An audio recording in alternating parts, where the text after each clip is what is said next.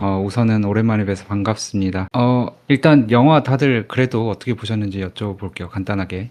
혹시 남성님부터 말씀해 줄 수 있을까요? 네, 저 데이비드 핀처 감독 영화를 처음 본 건데 아주 재밌게 봤고, 제가 어떻게 보면 자기 개발 영역, 자기 실존적인 그런 주제를 다룬 영화인데, 제가 이런 주제를 좋아하고 또 보면은 저도 기운이 나서 이런 백수 생활 중에 용기를 좀 얻을 수 있게 해준 영화였어요. 아주 재밌게 음, 봤습니다. 네, 좋습니다. 세준님은 어떻게 보셨을까요? 저도 파이트 클럽 정말 오랜만에 봤는데 진짜 오랜만에 봐도 좀 재밌었고요. 다만 이제 어렸을 때 봤을 때는 감탄하면서 이런 저항적인 모습에 감탄하면서 봤었는데 이제 이번에 봤었을 때는 약간 이런 폭력과 반항하는 모습에 약간의 불편함도 느끼는 제 자신을 보면서 저도 참 사회에 찌들었구나 생각도 했습니다. 네네. 건우 씨는 어떻게 보셨을까요? 카타르시스가 좀 느껴졌는데 제가 이 사회에 살아가면서 억눌린 거를 대신 주인공 등장인물들이 서로 해결해 나가려고 하는 모습들을 보면서 근데 어쨌든 저도 불편함을 좀 느꼈고 그런 것들에 대해서 얘기를 해보겠지만 가장 저로서 불편했던 것 중에 하나는 어쨌든 너무 남성적이어서 영화 자체가 그래서 쉽게 다가오지는 않았어요. 이 영화를 추천해준 우비님에게 앞서서 저도 감상평을 미리 밝히자면 저도 일단 너무 재밌게 봤고 저도 예전에 봤다가 다시 한번 봤는데 세준님의 생각은 조금 비슷한 것 같아요. 예전에는 그 카타르시스 자체에 집중을 했다면 이번에는 그런 폭력적 태도에 반대되는 행동들을 좀 더 공감이 갔고 불편하다기보다는 이 영화 자체가 그 추구하는 메시지가 오히려 후자 쪽에 방점이 찍혀 있다라는 게 새롭게 발견된 느낌 이었습니다. 우비님은 이 영화를 어떤 이유로 추천하셨는지 여쭤봐도 될까요? 저 영화를 좋아하고 자주 보려고 노력하는 편이긴 뜬금 일상생활을 하다가 예전에 봤던 영화가 갑자기 생각나는 건 이번이 처음이었던 것 같아요. 제가 올해 2월쯤에 어딘가에서 뭐 인턴을 하고 있었어요. 근데 일을 하면서 아까 갖고 있었던 어떤 불만들이 있었는데 그들 속에서 갑자기 이 영화가 생각이 나는 거예요. 그런 경험이 전 처음이었어서 그래서 뭐 이렇게 갑자기 삶에서 이렇게 일상생활 하다가 툭 이 영화 다시 보고 싶다 하는 건 처음이었어서 뭔가 네, 추억이 있는 영화다 보니까 떠오르게 돼서 또 갖고 보게 되었습니다. 영화가 묘사하는 상황이랑 좀 비슷한 상황에 처해 음, 있었지. 정반대였어요. 제가 아, 제가 하는 일이 약간 되게 명품의 어떤 그 영화가에서 되게 비판적으로 신랄하게 비판하는 그런 자본의 정점에 있는 어떤 그런 무언가를 만드는 일이었는데 그런 일을 하면서 회의감을 느끼다가 갑자기 이 영화 그래서 신기한 경험이었어서 바꾸게 되었습니다. 우비님이 자본주의의 첨단에 서 있는 산업에 종사하다가 이 영화가 서 있다 말씀을 해주셔서 이게 1번으로 자연스럽게 넘어갈 수 있을 것 같은데 제가 단톡에서 말씀드린 것처럼 이 1번 질문은 사실 파이트 클럽은 이 영화에서 자본주의나 소비 사회로 이렇게 점철된 현대인의 소외 그리고 거기에 그로 인해서 거세되는 어떤 남성성과 야수성 복원시키는 어떤 장이다 이렇게 해석하는 게 거의 제가 보기엔 정답에 근접한 해석으로 보여요. 그럼에도 불구하고 우리만의 해석에서 극중 파이트 클럽의 목적이 무엇이고 혹시 그리고 설령 그 앞에 해석이 맞더라도 그러한 의의가 뭐고 한계점이 무엇인지 좀 이렇게 얘기를 나눠보고 싶었습니다. 혹시 음. 먼저 생각이 드실까요? 우비님 네 말씀해 주시겠어요? 사실 뭐 말씀하신 내용이 되게 다시 영화를 보면서도 일치하다고 생각은 했었고요. 뭔가 이제 대신에 저 같은 경우에는 이제 그 영화에서 묘사하는 어떤 그런 거친 남성성 있잖아요. 사실 네네. 저의 경우에는 뭔가 그 영화를 보면서 나도 뭔가 저런 잊고 있었던 그런 남성성이 있었는데 보면서 카타르시스를 느낀다 이렇다기보다는 그 자본주의에 대해서 신랄하게 하는 그 비판 자체에 저는 좀 더 포커스를 맞춰서 봤던 것 같아요. 네네. 그 해결 그 돌파구가 어떤 우리 어떤 원초적인 어떤 폭력성과 그런 원초적인 남성성에 대해서는 뭐 다른 분들도 비슷한 생각이긴 하겠지만 조금 그거에 대해서 생각이 다른 점이고요. 그리고 그러다 보니 이 영화에 대해서 실제로 그 주인공인 에드워드 노튼이 몇 년 전인가 뭐 SNL인가 지나가듯이 하는 말을 봤었는데 파이트 클럽이 실제로 뭔가 묘사하는 남성성이 지금 21세기 한 2023년도 4년도의 남성성과는 핀트가 많이 다르다라고 직접적으로 자기 입으로 얘기를 하기도 했더라고요.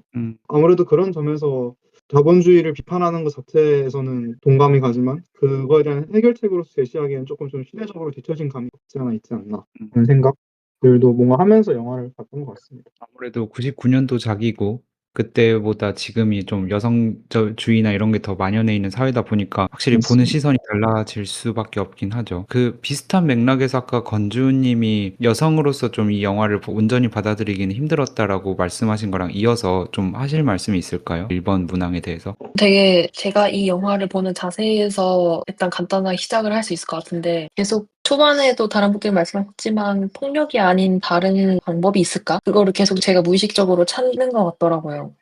계속 이 영화는 작은 폭력에서 시작해서 큰 폭력, 더 큰 폭력만이 그 폭력을 이길 수 있으니까 그게 글로벌로 거의 폭력에 대한 존경과 연대까지 이루어질 정도로 초토화 작전이라고 할 정도까지 확장되는데 그 와중에 이걸 이길 수 있는 단서들은 분명 영화 안에 있을 것 같은데 그런 점을 자꾸 찾아내고 있더라고요, 제가. 그런 점에서 시대성도 좀 있고 한계라기보단 제가 불편하게 느끼는 지점은 아마 거기 있었던 것 같아요. 제가 너무 찾기 어려웠다. 그런 부분들이 많지 않았다. 라고 느꼈던 것 같아요. 공감이 됩니다. 그러니까 폭력이라는 방법에 대안이 있지 않을까를 계속해서 무의식적으로 찾았다는 점은 저도 공감이 갑니다. 저도 그랬던 것 같아요. 세준님은 혹시 관련해서 어떤 생각이 있으실까요? 저는 파이트 클럽 보면서 일단은 대사들을 좀 보면서 유추를 했었던 거는 이게 자본주의 소비 문화에 대한 비판이 들어가 있는 거구나 좀 싶었긴 했는데 사실 그거에 대한 감상이 크게 와닿지 않았고요. 저는 제가 늘 어떤 영화든 작품이든 접할 때 항상 좀 실존주의적인 관점에서 접근하고 분석하려는 경향이 좀 있어서요. 이 영화도 이 작품 초반부터 이렇게 이 주인공과 타일러가 싸우고 그리고 사람들이 이렇게 모여서 싸우는 걸 보면서 이 사람들이 이렇게 왜 싸울까 좀 생각을 해봤어요. 왜 싸우는지 생각해 보니까 그냥 제가 생각하기로는 이 사람들은 그냥 저처럼 이 사회에서 주어진 일을 하고 부품처럼 살아가면서 뭔가 억눌리고 답답함을 그렇게 싸우면서 풀어가면서 뭔가 자기가 살아있다는 거를 좀 느끼고 싶은 그 폭력과 싸움을 통해서 느낄 수 있는 그 실존, 살아있음 그런 거에 좀 중독이 된 게 아닐까 좀 싶었습니다. 그래서 저는 그냥 그런 거에 몰입했던 것 같아요. 어떨 때는 고통이나 좀 아픔을 통해서 살아있음을 더 강력하게 느낄 수 있잖아요. 그래서 파이트클럽 회원들도 좀 더 그 살아있음을 느끼는 감각에 중독된 게 아닌가 그런 생각을 했습니다. 소비 사회나 자본주의 사회의 비판과는 약간은 별개로 연결되어 있을 수도 있지만 그냥 그 폭력에서 주어지는 실존적 감각 자체가 결국엔 파이트 클럽의 목적의 더 주된 목적이다. 네네. 맞습니다. 그게 좀 초반에는 본질적인 초반의 그 목적이었다고 좀 생각이 듭니다. 초반에는 확실히 네, 맞아요. 그랬던 것 같아요. 남성님은 더 추가적인 생각 있을까요? 사실 남성님이 뭔가 좀 더 다채로운 해석을 자주 해주셔서 뭔가 약간은 남성님을 겨냥한 질문이기도 저는 뭐 이렇게 생각을 해봤어요. 뭔가 이 영화가 저한테는 되게 상징과 은유가 엄청 많은 영화였거든요. 그래서 이 영화 전체로 봤을 때 일종의 인사이드 아웃 같은 느낌이라고 생각을 했어요. 어둠의 인사이드 아웃. 그래서 제 파이트 클럽에 대한 생각은 파이트 클럽은 일종의 공간이라고 생각을 하는데 나하고 상대 있고 내가 살기 위해서는 상대를 쓰러뜨리는 공간이고 그래서 그게 그렇지 않으면 자기가 죽고요. 그래서 이제 타일러가 되게 하나의 뭔가 되고 싶은 자아였던 것처럼 그 공간에 있는 사람들이 사실은 어떤 제게 여러 관념이나 의식 자아가 아니었을까 그런 생각을 해요. 그것 어떤 계속해서 그 현실에서 사회 구조 안에서 이제 노예로 살기보다 계속해서 자기 내면에서 투쟁하고 깨어 있으려고 노력하고 이런 의식들이 하나의 공간으로 만들어진 게 파이트 클럽이 아닐까 생각을 합니다. 그러니까 뿐만이 아니라 거기에 속한 모든 멤버들이 전부 다 에드워드 노튼의 무의식의 산물이고 이제 자기의 살아있음을 계속해서 상기시키려는 의식적인 노력 하여튼 그런 욕망 살짝만 더 덧붙이자면 안에서 그 타일러를 만들어낸 것도 자기의 지금 현재 안주하고 있는 현실에서 멈추고 싶지 않아 하는 그런 욕망이 있었던 것 같아요. 그 욕망들이 이 파이트 클럽이라는 공간을 만들어낸 거고 거기서 자기가 들어가서 직접 계속해서 이제 투쟁을 하는 그런 장면을 재현낸 장소가 아니었을까 그렇게 생각을 해요. 그것도 재밌는 해석 같습니다. 개인적인 견해를 밝히자면 이것도 세준님의 생각하고 제일 근접한 네, 목적 자체는 그 소비된다고 하잖아요. 흔히 소비사회에서 저희가 부품으로 소비되고 되게 권태에 찌든 모든 인간들이 어떤 삶의 감각을 잃어버리니까 원초적인 진짜 그 인간으로서 가진 원초적인 육체적 본능을 일깨우면서 말 그대로 폭력으로부터 살아있음을 느끼는 그런 실존적인 목적, 그게 파이트 클럽인 거는 맞는 것 같은데, 뭐랄까, 사실 저 한계점을 말하고 싶었는데, 그러니까 너무 단순하게도 지속 가능하지 않은 방식이다. 왜냐면 그 영화 작 중에서 타일러가 스스로 언급하듯이 모든 인간은 망가지기 마련이기 때문에 그냥 정말 단순하게 딱 그렇게 생각을 했거든요. 그런 만약 실존적인 목적을 야기하는 집단이 있다면 다치니까 이건 지속 불가능하다. 그런 점에서 한계가 있다. 저는 그런 점에서 그 목적과 방법 외에는 오히려 높은 점수를 주는 편인 거죠. 저는 그렇게 봤습니다. 네. 질문은 이렇게 좀 그러니까 개괄적인 질문이라 이 정도면은 저는 충분한 대답이 나온 것 같고 제 예상보다 더 풍부한 대답이 나왔는데 이번에 대해서 사실 조금 장난스러운 질문이긴 한데 궁금하긴 했어요. 그러니까 남성성과 야성성의 복구라는 관점이 아까 말한 것처럼 초반에 우비님이나 건주님이 말한 것처럼 좀 불편한 구석이 있잖아요. 근데 저는 이런 걸 보면서 요즘 애견남, 테토남 이런 그 유행들이 생각나더라고요. 사회가 남성성을 거세시키고 그 자본주의적이지 않은 날것의 사회가 남성성을 복권시키는 이런 식으로 거시 담론이 어떤 성적 정체성이라든가 그런 걸 결정하는 것처럼 애견남과 테토남이라는 그런 개념 구분도 거시 담론에서 혹시 기인한 것이라고 생각하는 건지, 만약 그렇다면 어떤 담론에 기인하는 건지 물어보고 싶었습니다. 혹시 어떤 생각이 있으실까요? 이게 그 약간 연관이 있는 건데 네네. 말하고 싶어 하는 게 그냥 단순하게 자본주의에 대해서 지금 사회를 지배하고 있는 이념 중에 뭐 어쩌면 민주주의도 포함이 되겠고 민주주의, 자본주의 같은 사회를 지배하는 이데올로기를 사회의 이런 이데올로기에 매몰되지 않고 자기 정체성 끝까지 그 주제로 생각을 했거든요. 네네. 이 에겐테토는 약간 뭐 말하긴 하죠. 되게 말하긴 하는데 요 좀 제 생각에는 단순한 사람의 성향적인 그런 걸 밈화시켜서 재미로 이야기하는 것 같고 저는 대신 그 레드필 생각이 났었어요. 너무 이제 성이랑 관계가 있는 거여서 살짝 고민을 했는데 이것도 똑같이 성을 좀 제외하고 생각을 해보면 네. 사회가 어떻게 돌아가고 사회가 나한테 요구하는 것이 뭐고 내가 어떤 방향으로 나아가야 되고 이런 것들을 제시해준 이론이라고 생각을 하는데 이런 레드필에 대해서는 어떻게 생각하시는지 좀 궁금해요. 레드필이 그럼 대략적으로 말하면 네. 그 가수에서는 필요한데 그게 금 그리고 외모 그리고 사회적 지위 그리고 하나 기억이 안 나네요. 어쨌든 그 필요하다. 그게 없이 뭐 옛날에 기존에 가지고 있는 어떤 결혼 생활에 대한 혹은 여성에 대한 깨는 그런 가지고 있어서 레드필이라고 빨간 약 진실을 먹는다. 무슨 말인지 이해했습니다. 그러니까 결국에는 어떻게 보면은 레드필이라는 것 자체도 그런 것 같아요. 문명화된 사회에서 우리가 낭만적 사랑 이런 걸로 표현하던 어떤 결혼이라는 제도, 사회적 아무튼 그런 사랑이라는 제도에 대해서 실은 그런 게 아니라 원초적인 금전, 외모 이런 되게 소위 우리가 알파메일의 특성이라고 하는 것들이 진짜로 필요해 라고 어떤 모두의 솔직한 마음을 건드려버리는 어떤 하나의 밈이다. 이것도 저는 레드필이든 애견남이든 테토남이든 거시적인 담론에 기인한다고 생각해서 당연히 질문을 적은 건데, 그러니까 뭐랄까, 저는 레드필에서 애견남으로 넘어가는 거시적인 트렌드가 있다고 생각을 했어요. 그러니까 소위 예전에는 전통적인 말하는 마초와 남성성에 대해서 되게 높은 가치를 부여했다면 요새는 아까 말한 것처럼 여성들의 지위가 올라갔고 그리고 가부장성의 부작용 같은 걸 우리가 경험을 많이 축적하면서 긍정성도 있지만 부작용도 축적이 되면서 그에 반하는 남자들에 대한 상대적 지위가 갑자기 올라갔단 말이죠. 벼락 부자가 돼버렸단 말이죠. 그래서 어떤 강인한 남성에서부터 무해한 남성으로 대다수의 취향이 변해가는 과정은 말 그대로 대다수의 취향이기 때문에 그런 여성의 사회적 진출, 여성의 사회적 지위 향상, 내지는 것들에 기인한 현상이다. 그러니까 극중 파이트 클럽 맨 첫 번째 장면 같은 느낌이다. 그러니까 비슷한 느낌으로 저는 이해가 됐어요. 맨 앞에 어떤 장면 말씀하시는 거예요? 맨 앞에 맨 마지막? 저는 맨 앞이었는데 모임에 나가고 그런 거잖아요. 나가잖아요. 그러면서 이렇게 힐링하고 그런 모습들은 소위 말하는 전통적인 남성상하고는 되게 거리가 먼 행동들이라서 옛날에는 남자들이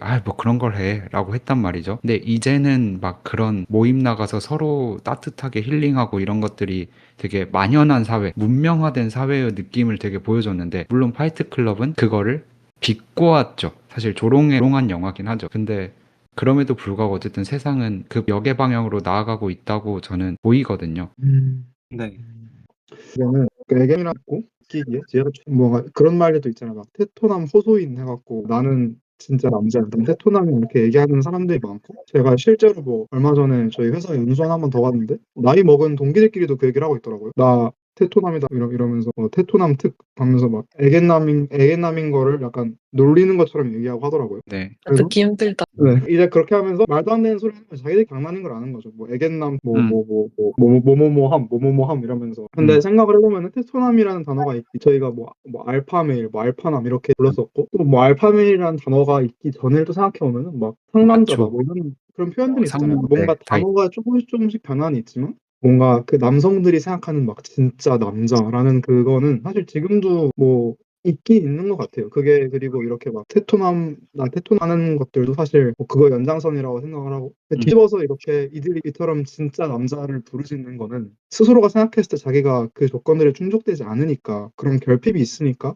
음, 오히려 그걸 맺힌다고 생각하거든요, 저는. 만약 진짜 모두가 나는 진짜 남자야. 나는 뭐 이런 마초적인 특성들이 있고 난 이래라고 모두가 생각한다 하시 애초에 이런 걸 갖고 뭔가 계속 입에 오르내리지도 않았을 것 같다는 말이에요. 그러다 보니까 이렇게 어떤 애견남과 테토남이 구분이 되고 하는 것들이 이런 남성성에 대한 이들이 생각하는 그런 구시대적인 남성성에 대한 갈망 같은 게 계속 있으니까 그것들이 자기 딴에는 충족되지 않으니까 뭔가 이런 단어들이 계속 꾸준히 지금까지 나오고 있지 않나 라는 생각들을 하게 돼요. 뭔가. 좋은 통찰이라고 생각합니다. 그쵸. 모두가 마초면 마초라는 말 자체가 있지 않았을 거고, 그, 소위 말하는 그 전통적 남성상에 대한 그, 소위 그리움 같은 거는 늘 상존해 있고, 네, 일리가 있는 해석. 그것도 어떻게 보면, 그래서 저는 조금 한 가지 더 궁금한 게, 그렇게 스스로 남성들이 남성성이 없다고 느끼게 된, 어떤 공통의 원인 같은 게 결국에 거시적인 담론일 거 아니에요. 그쵸. 그게 있을까요? 우비님 생각에는 혹시 뭐가 있으세요? 음, 음, 같은 경우에는 전통적인 남성성에 대한 향수나 갈망 사실 거의 전무한 입장에서 잘 이해가 안 되긴 하지만 저희 모임은 다 없어요. 뭔가 조금이라도 있으면 제가 뭔가 할 수 있을 것 같은데 제가 생각하기도 진짜 없고 뭔가 제가 생각을 하기에는 이들이 아까 말씀하셨던 그런 어떤 다양성과 여성성에 대한 어떤 그런 것들이 하나의 지금 트렌드가 되고 있는 지금 이 사회에서 그런 거에 대해서 반감? 반감이라고 하기 좀 어딩이 너무 센 것 같고 뭔가 시대의 흐름이 바뀌었는데 그걸 억눌림이라고 느껴서인가? 라고 생각도 들었어요 한편으로는. 근데 반감이라는 표현이 센데 정확한 표현 같아요. 그러니까 무슨 말인지 이해가 돼. 맞아요. 그런 다양성이나 소위 남성성 없는 남성들에 대한 찬사가 커지는 상황에서 본인들의 지위나 입지가 좁아졌다고 생각하는 자들의 초조함. 근데 이제 그러니까 한편으로는 그런 생각이 들어요. 과연 그럼 이렇게 막 입에 뭐 테토나 뭐 이런 걸 달고 다니는 사람들한테 방금 이제 하셨던 얘기를 그대로 하면은 그들이 진짜 그렇게 생각을 하려나? 라는 뭔가 진짜 그런 초조함을 느끼나? 라는 생각도 들기는 해요. 안 받아들이겠죠. 줄 거라고 생각을 하고 결국에는. 음, 네, 당연히 테토남도 나름의 매력이 있고 좀 성급하게 밝히자면 외모는 애겐하고 외모와 상대방에 대한 태도는 애겐인데 내면은 테토여야 가장 이상적인 남성상이라고 생각하거든요.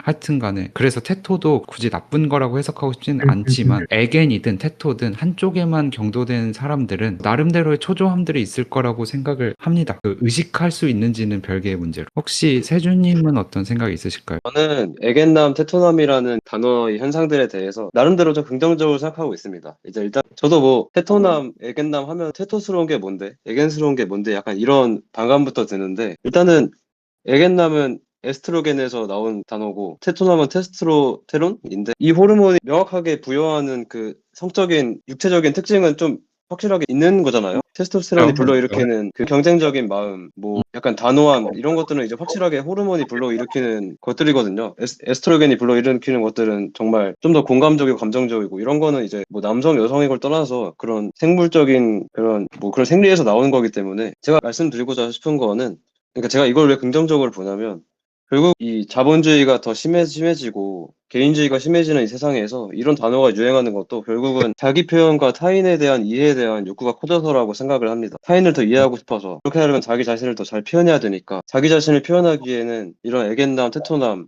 MBTI 이런 거만큼 자기 자신을 표현하기 쉬운 단어들과 그런 더 좋은 방법이 없거든요. 어쨌든 더 심해지고 네 맞습니다. 너무나 정보들이 넘쳐나고 접근하기도 쉬워지는 세상이지만 그 경쟁과 성과가 중요시하는 그런 사회이기 때문에 마음은 더 멀어지고 그런 이 세태에서 애견남 테토너만큼 누군가를 특정 짓고 자기 자신을 설명하고 이렇게 편한 단어는 없는 것 같아요. 그래서 저는 긍정적으로 보고 있습니다. 그렇게 건주님의 생각을 듣기 전에 약간 정리를 해보자면 남성님은 애견남 테토남이 거시적인 담론으로부터 기인한다고 생각을 안 하시는 것 같고 우비님도 할 수도 있지만 그들이 진짜로 어떤 뭐랄까 그런 걸 굳이 깊게 의식하지 않을 거니까 뭐 별로 무의미하다 정도인 것 같고 세준님은 굳이 따지자면 그 정보 너무 넘쳐나는 시대에서 파생되는 어떤 하나의 현상 정도면 이다라고 해석을 하시는 것 같고 저는 어떤 여성의 인권 신장 같은 거에서 기인했다고 보는 거고 이제 사실은 클라이막스라고 할 수 있는 건주님의 생각이 좀 궁금해요. 근데 이 영화랑 연관지어서 생각을 하게 되는데,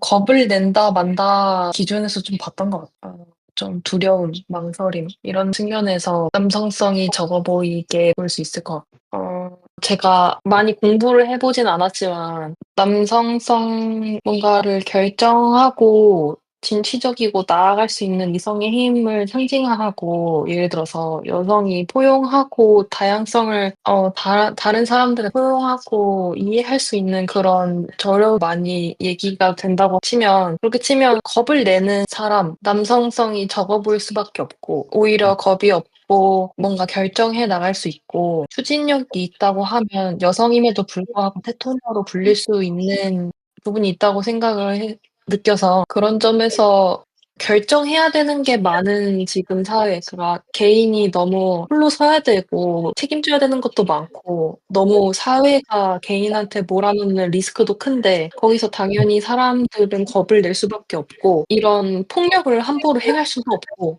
폭력으로 주로 이루어지는 테러, 모임을 만들어 나갈 수도 없는 리스크가 커지는 이 사회에서 겁을 내는 건 사실 당연하잖아요. 근데 그러지 않은 사람들을 멋있게 보는 데서 테토 나오는 거 아닐까. 그래서 허세 부리면 더 보기 싫고, 약간 나 테토남이야. 이러면서 사실 테토적인 행동을 하지 않으면 그거보다 더 꼴보기 싫은 게 없을 것 같아서 제가 막 싫어하는 것 같아요. 테토남 호소인들을. 건주님의 말을 거시적인 담론을 부여해보자면 결국에는 세준님이랑 그 생각하는 현상이 비슷한 것 같고 정보가 너무 많고 개개인이 선택되는 상황이 너무 많으니까 겁을 내는 인간들을 뭐랄까 겁을 내지 않는 자들에 대한 동경 같은 걸 표현하기 위해서 테토라는 개념이 등장을 했고 특히 영화에서는 그런 동경이 엄청 극심하게 그려진 거고 근데 실제로는 자기의 주장과는 다른 사람들도 엉망이 있다.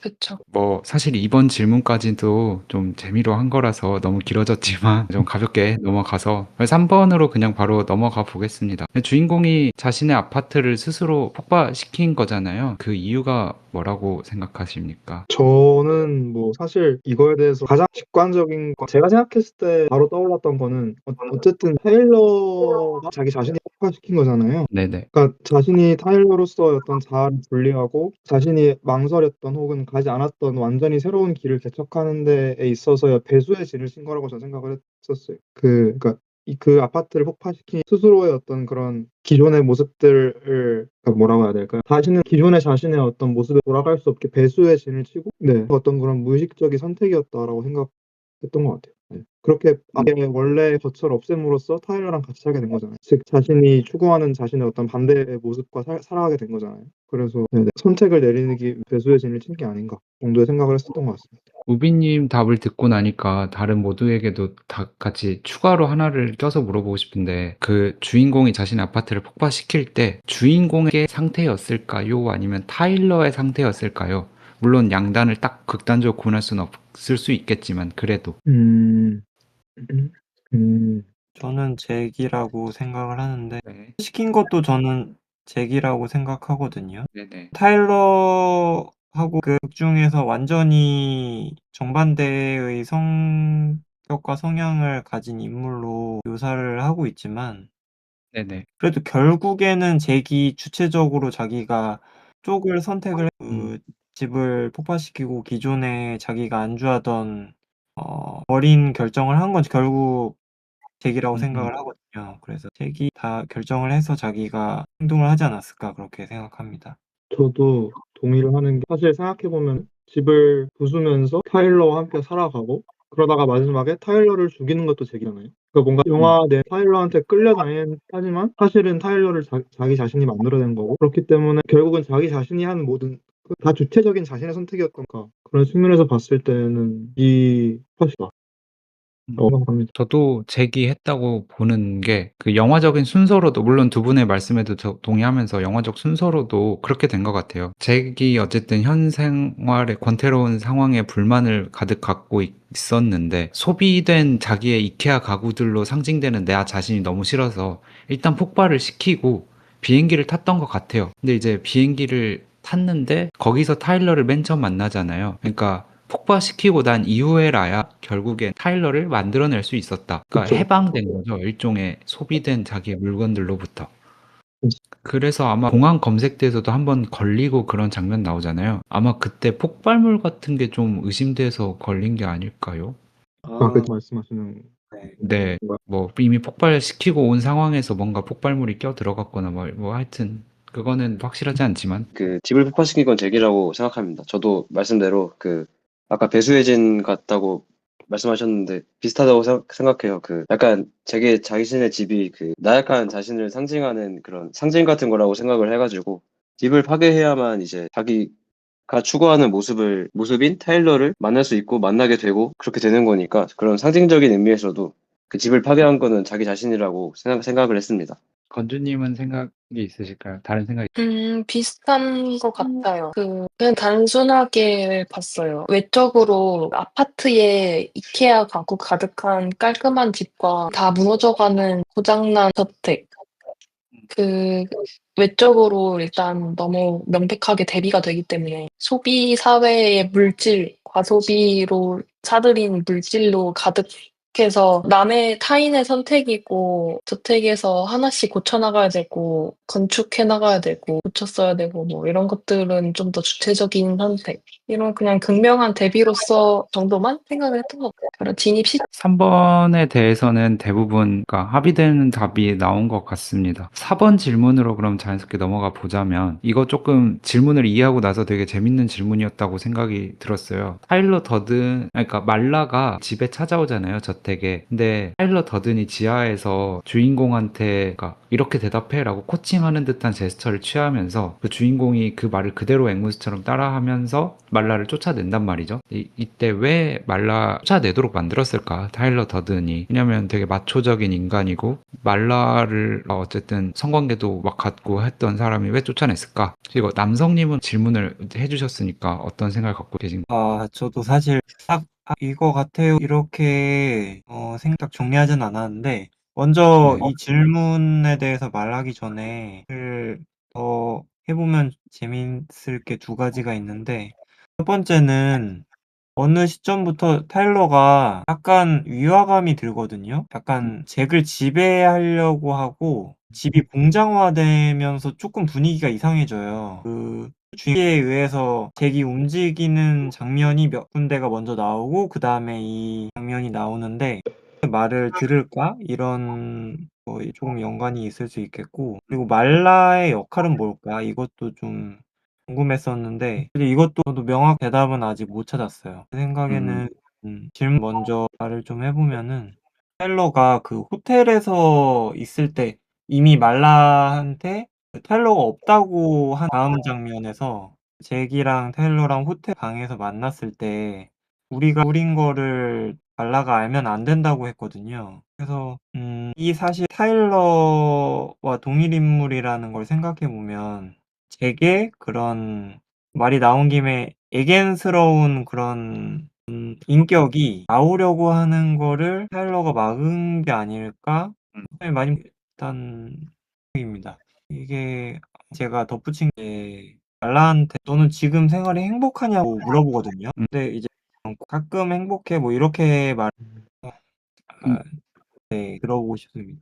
일단 질문의 의도는 이해가 됐어요. 타일러 더든이 잭보다 우위에 서려는 듯한 상황들의 시초격으로 저는 이게 보인 것처럼 보이고, 말라와의 관계도 이제 타일러가 통제하기 시작하는 거고, 그런 종합적인 관점에서 이 장면을 해석을 해보자면, 그러니까 말라의 역할 같은 것도 같이 덧붙여서 해석을 해보자면, 일단 타일러는 계속해서 말하듯이 잭의 야수성, 남성성을 상징하고 그런 것을 다시 복권하기 위해서 파이트클럽을 운영하고 있었는데, 뭐랄까, 그것이 뭐 도가 지나쳤 거죠. 야수성을 복권한 것까진 좋았어. 그게 많은 것들을 되게 시시하게 만들고 나를 되게 강하게 만들었어. 근데 그것이 이제 타방에 대한 폭력까지 이어지면서 선을 넘기 시작하는데 폭주하기 시작하는 거죠. 그래도 그 잭 스스로도 가치 판단을 제대로 내리지 못하고, 말씀하신 것처럼 타일러의 소위 애견스러운 모습들이 나올 때마다, 잭의 애견스러운 모습들이 나올 때마다 타일러가 막았던 것 같고, 그래서 그런 관점에서 말라의 역할을 생각하자면 그런 것 같아요. 그러니까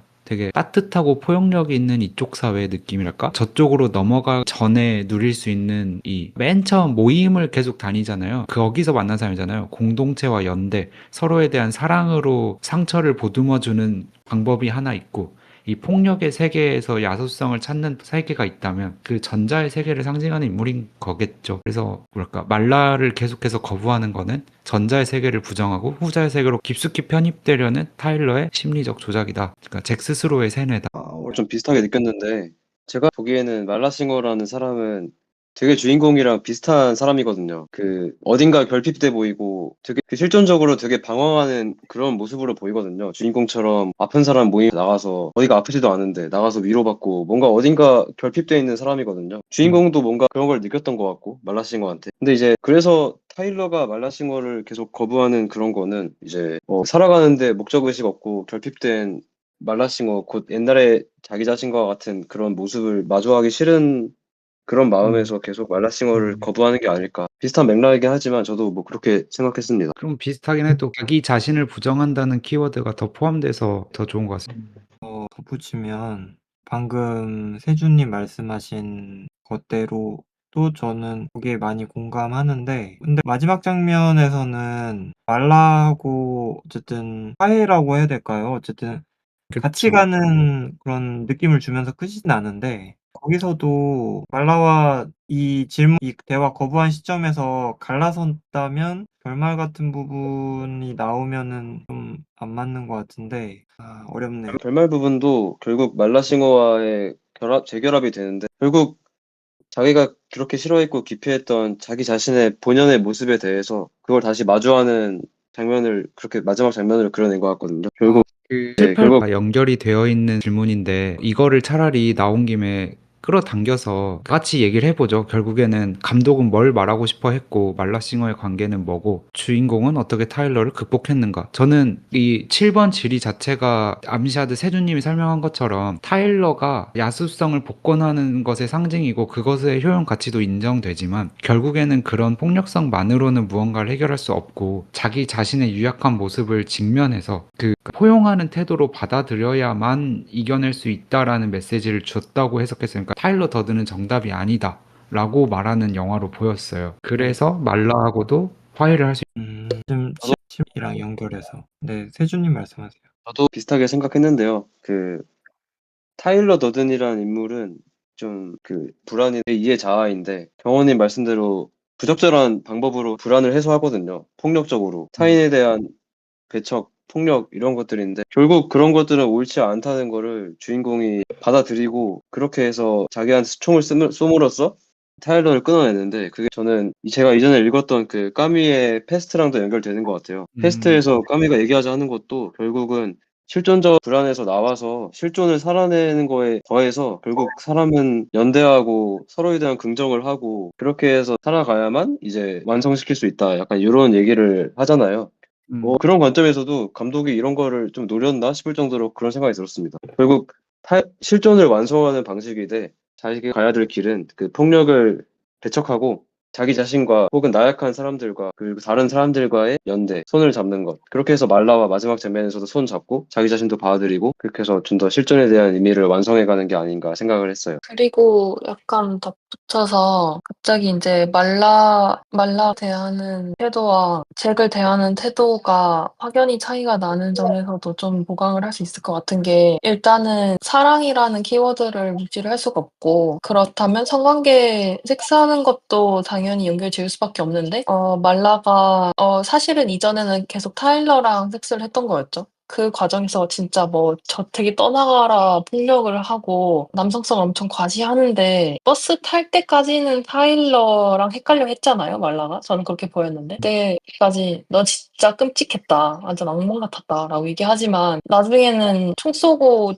잭으로 돌아오고서 손을 잡잖아요. 그런 점에서 사실 더 나은 방향, 정답이 될 수 있는 방향은 후자인 것 같아요. 근데 조금 더 저는 섬세하게 크게는 동감하는데 조금 더 섬세하게 해석을 덧붙여보고 싶은 게 저는 말라가 그 끔찍하게 생각했던 이유는 타일러라서가 아니라 타일러와 잭을 왔다 갔다 하기 때문이었다고 보였거든요. 그러니까 어저께까지는 좋았어. 우리 밤에 좋았잖아. 근데 아침에 일어나자마자 너 왜 여기 있어? 막 이래버리니까 끔찍하죠. 진짜 악마 같죠. 근데 결말은 정신병이라고도 했으니까. 네네, 맞아요. 결말은 건주님의 생각하고도 동의가 되는 게 그러면은 그러니까 이렇게 왔다 갔다 하는 면에서 어떤 면을 보고 다시 잭에게 찾아왔느냐. 귀엽고 찾아왔는데 결국에는 뭐 잡혀온 거기도 하지만 아무튼 계속해서 오잖아요. 어떤 면을 보고 왔느냐. 잭의 면을 보고 왔다는 거죠. 타일러보다는. 그러니까 성관계가 아무리 화끈했고 좋았어도 결국에는 잭의 그 유약해 보이는 면모가 오히려 말라에게는 더 큰 감동을 일으켰다라고 마지막 장면이 설명해 주는 듯한. 그리고 덧붙여서 총으로 쏴서 타일러를 죽였기 때문에 말라가 온 것 같아요. 그러니까 뭔가 아까 전에 잭의 그 어떤 유약한 그런 모습들인 거잖아요. 잭이 외면하고 싶었던 타일러를 죽이니까 그 유약한 자신의 본연의 모습이었던 말라가 찾아오고 그리고 그와 같이 손을 잡고 하는 그 마지막 장면들을 놓고 봤을 때 동의를 들으면 들을수록 동의가 됩니다. 타일러 본연의 모습이 말라인 것 같아요.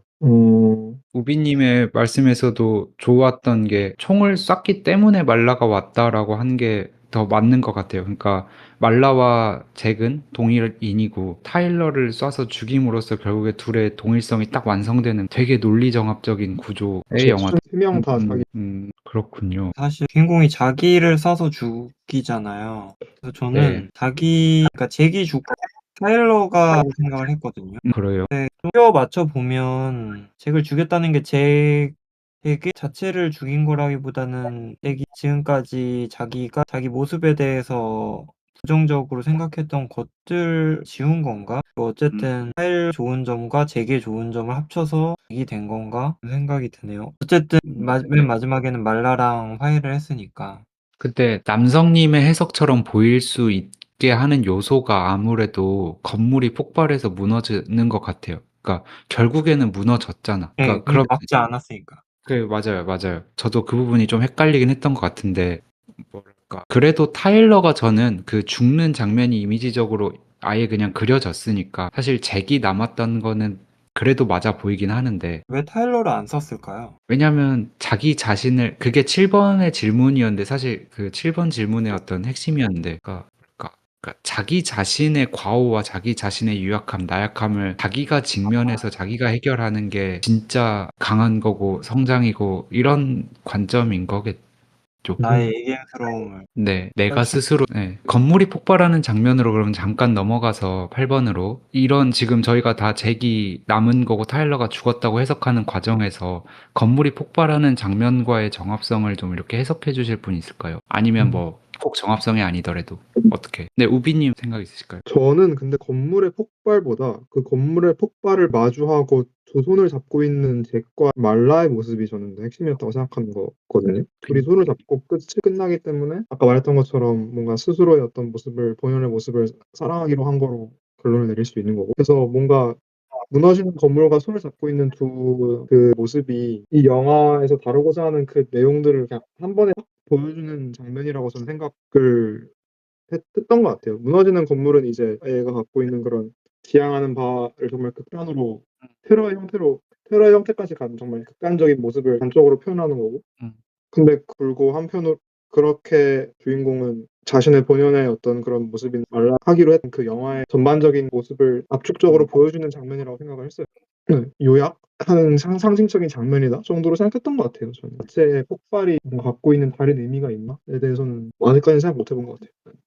제가 또 어, 네, 말씀하세요. 그 건물 폭발하는 장면이 되게 황홀했어요. 라라랜드나 펀치 드렁크 러브 이런 거 보는 것처럼 그 막 건물 다 부서지는데 연인들 둘이서 손잡고 있는 게 되게 낭만적으로 보이더라고요. 맞아요. 그런데 그 장면도 일단은 그 다 부서지고 현실적으로 생각해보면 이제 건물 다 폭파시켰으니까 이 주인공과 주인공이 만나게 될 이 말라의 커플은 만약에 그게 진짜라면, 그게 상상이 아니고 진짜라면 굉장히 가혹한 삶이 기다리고 있는 거잖아요. 건물 네. 폭파범에 이제 수배되고 이제 범죄자의 길을 걷는 건데 엄청난 고난이 예고되어 있는데도 서로의 손을 잡고 그 예고된 고난을 앞에서 결연하게 손잡고 같이 가려는 모습이, 그 모습도 감동적이고, 그것도 맞습니다. 이제 그 부조리를 맞닥뜨리는 그 인간의 모습, 그런 걸 좀 보여주는 것 같아서 되게 황홀했어요, 그 장면이. 저도 조금 덧붙이고 싶은데 그게 조금 아름답고 사랑스럽게 손을 잡는 장면으로 연출이 돼서 더 그런 거는 공감을 하고, 그 앞에 어쨌든 건물이 폭파되는 게 앞서서 이미 설명을 영화 안에서 해줬잖아요. 금융 건물이 폭파해서 모든 채무 기록을 없앨 거라고 했잖아요. 그 발상이 결국 글로벌해진 이 테러 다 할 수 있는 목적지인가? 여기까지인가? 라는 생각이 들더라고요. 그냥 이 자본주의 사회에서 그냥 다 모두 다 0점으로 돌아와 이거잖아요. 근데 그거를 금융 건물을 폭파시키는 거고, 체제에 대한 반발이긴 한데 좀 극단적인 반작용이라서 그거에 대해서 일단 거부감이 있는데 그걸 아름답게 보여주니까 거기서 아이러니하게 아름다울 수밖에 없고, 정답이 될 수 없는 그런 상황? 그리고 또한 이제 물질 사회가 개인들에게 주는 정신적인 공황이라는 피해를 테러로 또 다시 누군가한텐 피해로 만들어 나가는데, 그거를 치유할 수 있는 거는 두 남녀가 손을 잡았다는 장면으로 연출됐다는 점에서 유일한 탈출구가 되지 않았을까. 탈출 심리가 있잖아요. 어쨌든 폭력을 처음에 거행하게 된 거는. 근데 결국에 탈출할 수 있는 방법은 둘이 손을 잡는 장면에서 보여주지 않았나라고도 생각했어요.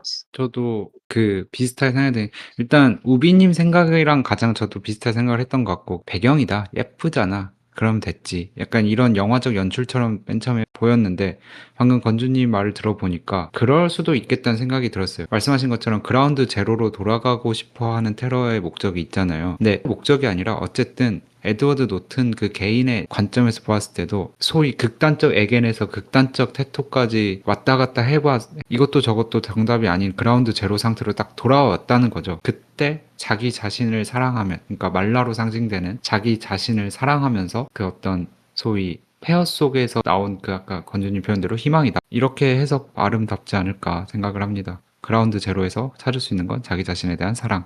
살짝 멘트를 보태. 금융회사, 이런 은행 회사들이 무너지면서 얻을 수 있는 게 그 데이터가, 채무 기록들이 다 사라지는 것들이고, 그 기록들이 사실 처음에 나왔던 여러 무슨 정신병 모임, 이런 그 모임에 참여한 그 정의 근원이라고 생각을 해요. 정신적 공황을 일으킨 게 그 금융회사의 서버 안에 있는 채무 데이터들이었다. 이게 정말로 현실적으로 테러도 실제고, 어떤 무슨 공산주의 단체처럼 정말 현실적으로 금융회사들이 돈으로 세상을 움직이려고 하고 사람들에게 자본으로 압박을 가하려고 하니까 저거를 정말로 터트려야겠다 보다는 그 장면을 상징적으로 묘사했다고 생각을 하거든요.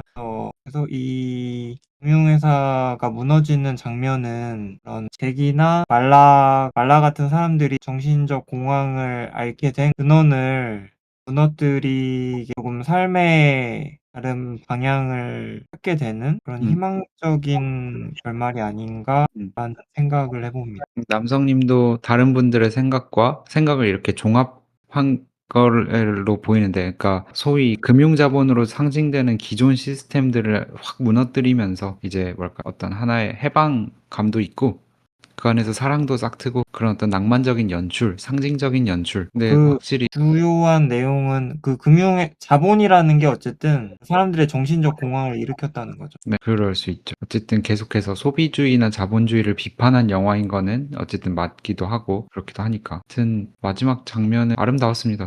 이렇게 달린 김에 9번까지 그냥 하고 싶어서. 그러면은 다른 분들은 다들 감독이 우리 이제 물신사회에서 소외되는 현대인에 대한 어떤 해결책이랄까? 사실 감독이 어떤 특별한 해결책을 내렸다고 보기엔 좀 무리긴 하지만 굳이 바람직한 방향을 암시라도 했다면 다들 뭐랄까 자기 자신에 대한 사랑 보시는 건가요? 음, 그거는 감독이 일부러 많이 모호하게 얘기한 그 타일러 더든의 방식이 무조건적으로 틀렸어라고 마냥 말하는 것 같다고 생각하진 않거든요. 그걸 강하게 얘기한다고 생각하진 않거든요. 이 영화 자체가. 그래서 그러니까 말씀하신 것처럼 어떤 처방을 내렸다라는 스탠스가 되게 애매한 것 같아요. 제 개인적인 느낌에서는. 앞서 말씀하신 것처럼 개인에 대한 사랑이 답이 되고 그리고는 그냥 영화를 보면서 느꼈던 생각이 만약에 영화 초반에 말라를 만나서 사실 말라라는 인물이 자기와 되게 비슷한 점이 많은 같은 비슷한 결핍들을 갖고 있는 인물이잖아요. 이 말라 그리고 뭔가 그 기억을 하기로는 막 그 정신없는 와중에 뭔가 물어봤던 것 같아요. 되게 멋쩍게 그 모임 가고 싶은 모임 바꿀 수도 있으니까 번호 알려달라 이런 식으로 얘기하잖아요. 네, 뭐 식상하다고 들릴 수도 있겠지만 스스로에 대한 사랑 그리고 자신과 그런 비슷한 점들을 갖고 있는 어떤 사람들과의 어떤 연대 혹은 어떤 그냥 사랑이 답이다라는 말을 하는 것 같기도 했었어요.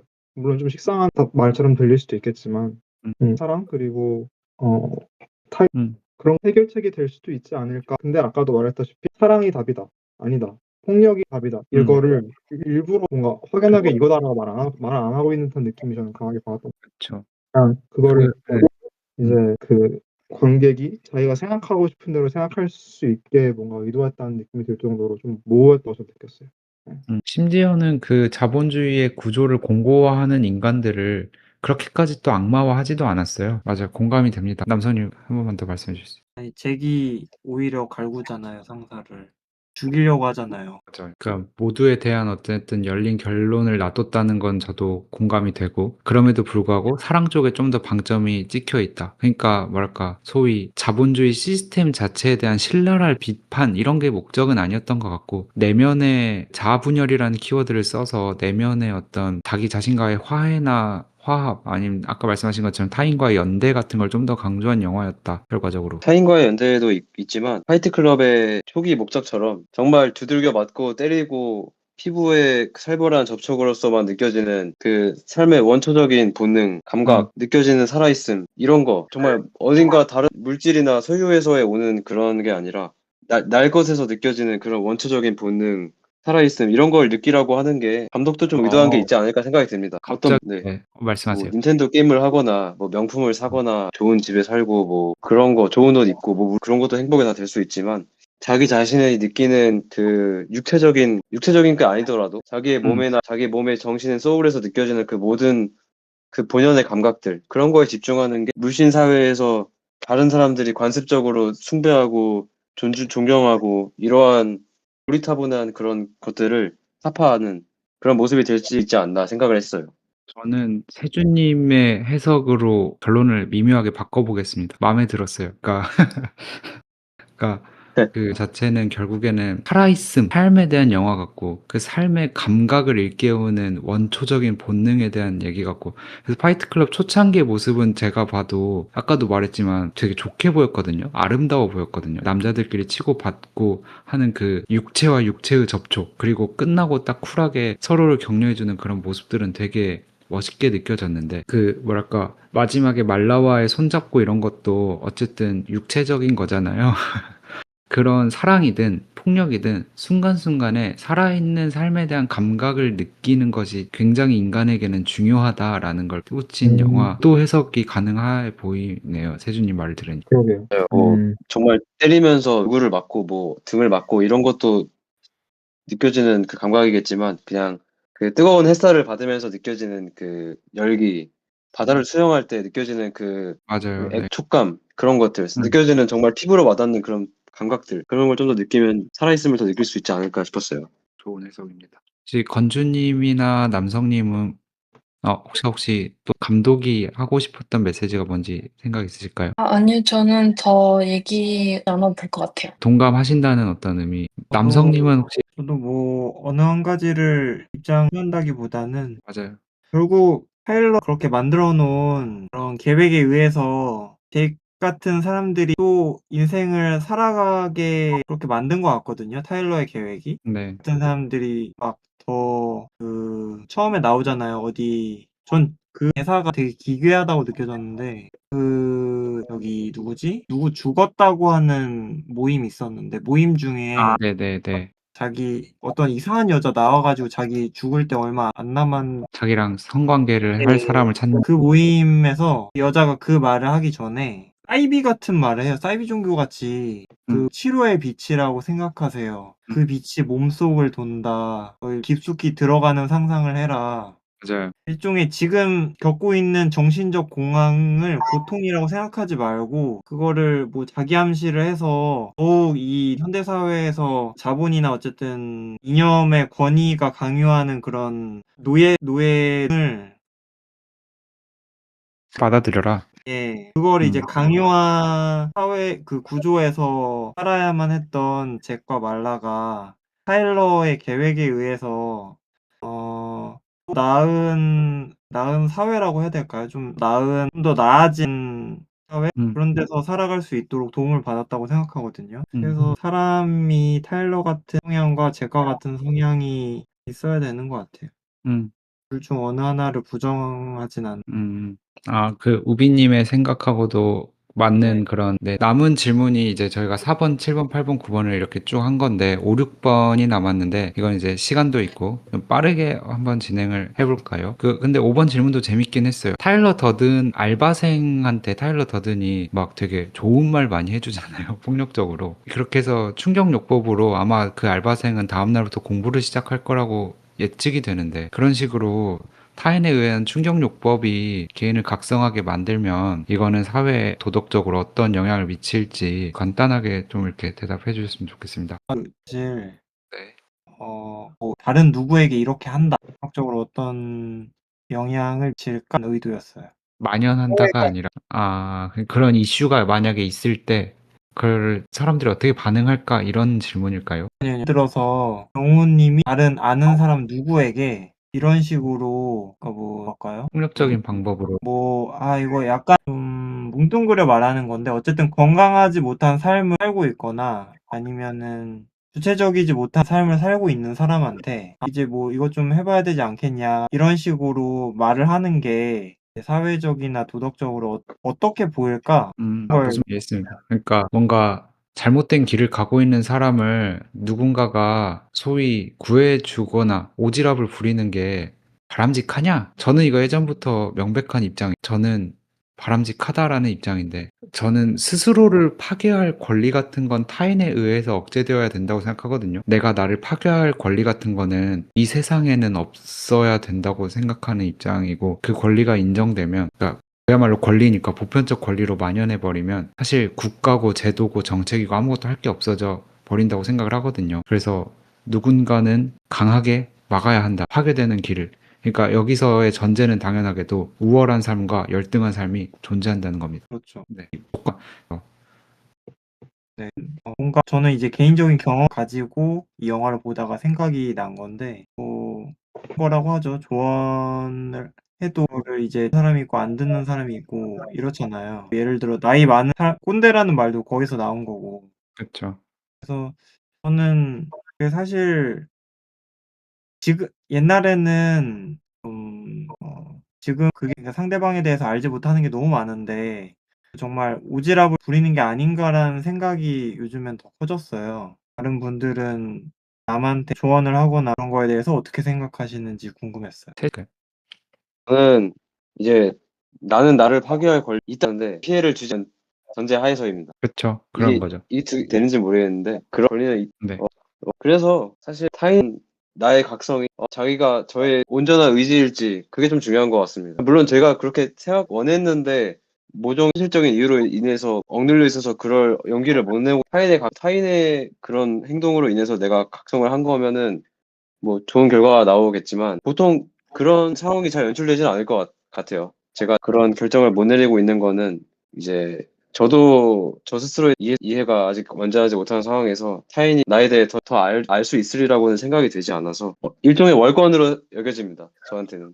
근데 이러면서도 저는 제 동생한테 이런 식의 월권 행위를 많이 하거든요. 그래서 참 인간이 모순적인 것 같아요. 그럼요. 우선은 세준님 답변에 조금 한마디만 더 붙여보고 싶다면, 아까 그 스스로 파괴할 권리가 있다. 근데 그 타인에게 피해를 주지 않는 선에서 라고 말씀하셨잖아요. 근데 저는 아까 말했듯이 그것이 권리인 이상 그거는 보편화되면 타인에게 영향을 줄 수밖에 없다.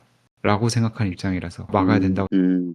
저 약간 이런가요? 뭐 집에서 게임만 하고 있어요. 이런 식으로 자기를 파괴한다는 거죠. 근데 네, 그거를 말씀하세요. 예를 들면 실체적인 피해는 없어 보이잖아요. 근데 그런 거죠. 아까 말한 거기서 우월한 삶, 열등한 삶의 예가 나오는데 그 게임을만 하는 삶도 나름대로의 가치가 있어. 이런 식으로 인정해주기 시작하면 우리 사회는 교육의 근거도 없어지고 복지 제도의 근거도 없어지고 그렇다는 거죠. 그러니까 우리는 왜 애들을 교육시켜야 돼? 게임하는 것도 괜찮은 삶이라면서 이렇게 돼버릴 수밖에 없다는 거죠. 근데 저는 우리 사회 게임만 하고 방에서 틀어박혀서 맨날 혼자 지내는 애보다는 나가서 애들하고 활발하게 놀고 공부도 열심히 하고 축구도 하고 이런 애가 더 건강하다고 저는 보여요. 근데 많은 학생들을 그렇게 이쪽으로 끌어당기기 위해서는 근거가 있어야 된다는 거죠. 게임을 하는 삶은 축구나 공부를 열심히 하는 사람보다 열등해. 축구가 중요한 게 아니라 공부가 중요한 게 아니라 어쨌든 사회생활 하는 게 더 나아. 그러니까 명확한 선의 근거가 없으면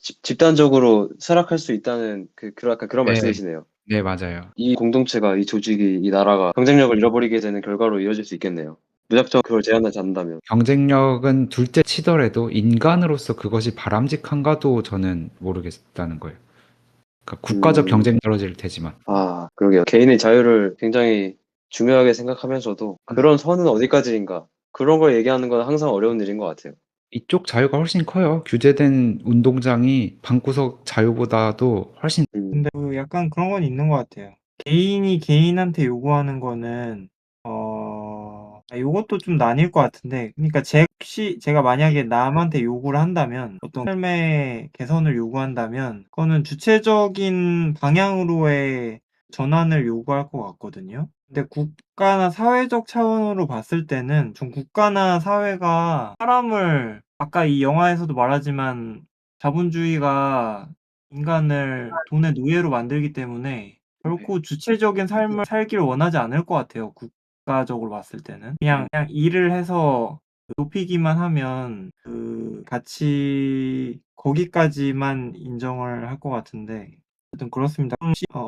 듣는 사람 입장에서는 강요로 들릴 수밖에 없어서 그로부터 운이 받기 싫으니까 말을 하기가 꺼려지는 것 같아요. 뭐 말씀하신 것처럼 개인적 층위랑 국가나 제도의 층위를 구분해야 된다는 점에는 저도 동의를 하고, 제도나 국가가 성장으로만 국민을 인식하는 것도 저는 동의할 수 있거든요. 근데 아까 말한 것처럼 규제된 운동장이 더 넓은 것처럼 국가가 GDP를 성장시키기 위해서 국민을 성장시키는 과정이 더 큰 자유를 줄 거라고 믿는, 저는 좀 강한 사람이었어요.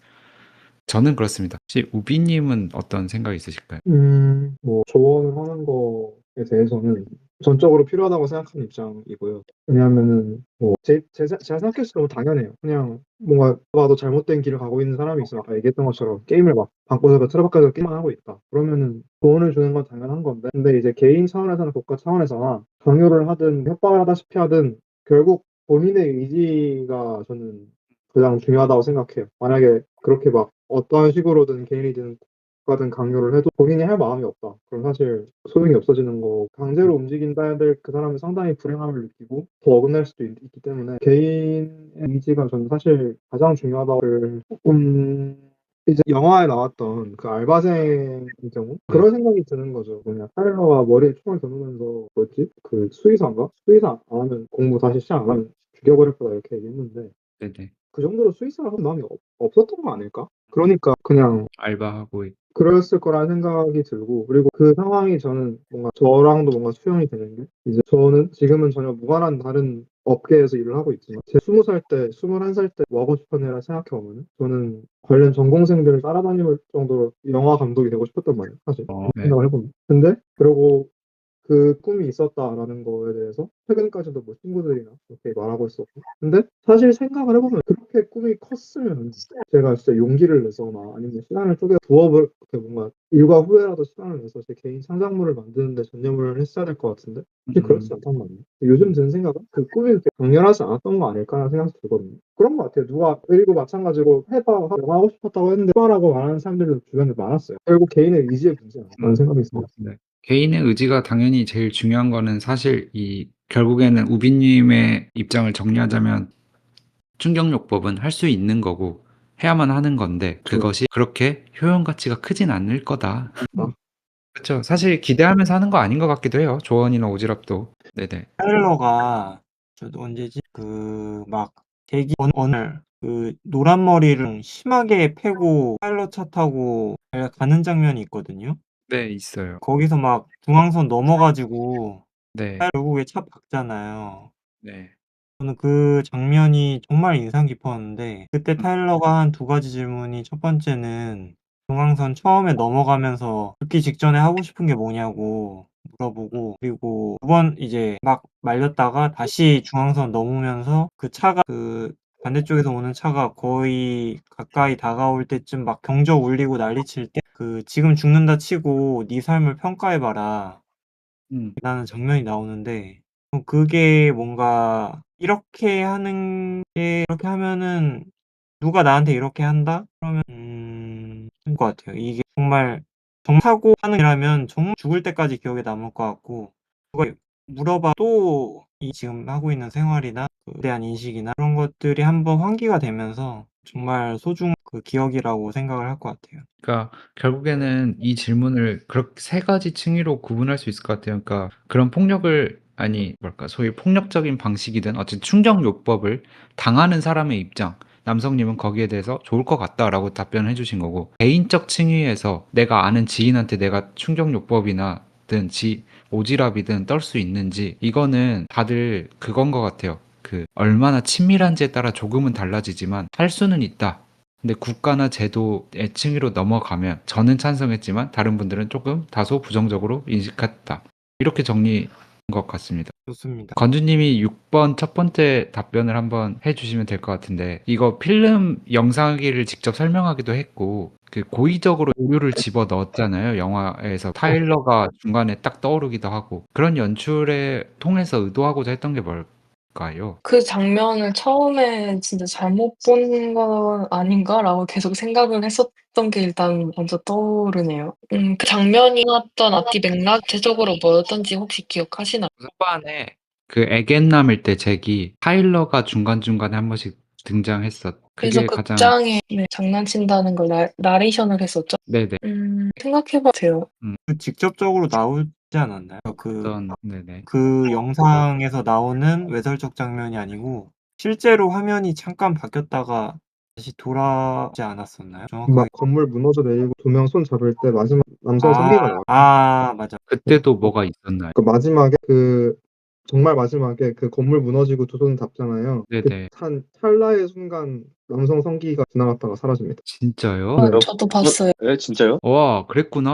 그래서 아. 사실 아까 맨 처음에 건물 무너지고 얘기할 때 뭔가 그거까지 얘기할 타이밍이 아닌 것 같아서 얘기 안 했었는데 아. 뭔가 그런 포인트들을 넣은 이유에 대해서도 한번 생각을 듣고 네. 싶게 했었어요. 안 그래도. 그러니까 저는 이걸 질문을 쓰면서 스스로 정리를 해봤던 게 한 두 가지 이유가 있는데 첫 번째는 그 당연히 주인공의 정신분열적인 상태를 드러냈다라고 처음엔 해석을 했어요. 근데 조금 시시해. 약간 그러기에는 방금 말씀하신 마지막 장면 이제 알았지만 너무 영화 전체적으로 이걸 강조한 듯한 느낌이 들었어요. 네, 그래서 두 번째 해석이 나온 게 그냥 우리는 무의식 중에 이렇게 많은 이미지나 어떤 이데올로기에 노출되어 있다라는 거를 드러낸 거죠. 게다가 소위 되게 성기도 그렇고 그 외설적인 어떤 이데올로기잖아요. 자본주의는 특히 엄청 매력적인데 좀 외설적이라는 표현을 많이 하잖아요. 그런 이데올로기에 우리는 되게 노출되어 있다. 무의식적으로. 그런 걸 드러낸 게 아닌가라고 생각했습니다. 저도 뭐 비슷하게 생각합니다. 어쩌면 좀 정제되지 않은 날 것을 상징하는 타일러의 모습을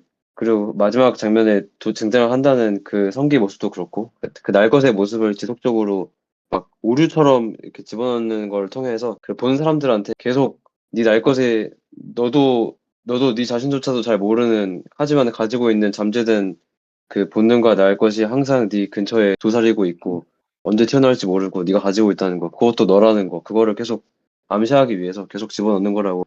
아, 네, 혹시 뭐 말씀하실 게 있을까요? 이유가 있을 것 같은데, 그리고 이유가 있던 거로 뭐냐면 제가 이 작품을 제가 전공 때 아마 수업 내용이었어요. 이 파이트 클럽이. 정말요? 네네네. 교수님께서 좀 앞서 나가시는 분이어 이거로 했었는데 제가 그때 당시에 공부를 제대로 안 했어서 그래서 다시 이걸 받고 한 것도 있어요, 사실. 근데 그때 뭔가 그 마지막 장면을 대범하게 학생들 보는 앞에서 스크린을 보여주시면서 의도를 말씀하셨던 것 같은데 기억이 안 나.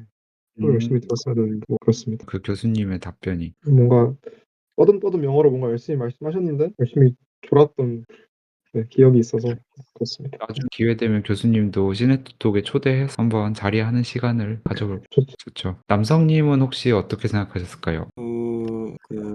타일러 처음 만났을 때 음, 나레이션이 나오는 장면이 있는데 애들 아동 영화에 포르노 필름을 음, 한껏 넣는다 그런 장면이 있는데 거기서 타일러의 흔적 남기는 거라고 하거든요. 순간순간 번뜩인다고. 그것처럼 영화 전체가 어떻게 보면은 재계 서사인데 그게 영화의 전체 내용이 되게 머릿속에서 일어났다고 생각하거든요. 음, 사람으로 타일러가 대비되는 잭이라는 사람의 그런 성향 자체를 영화 줄거리라고 본다면 성기가 잠깐 나온 장면이 어떤 잭 안에 있는 타일러의 그 편린이 나온 게 아닐까 그런 생각을 해봅니다.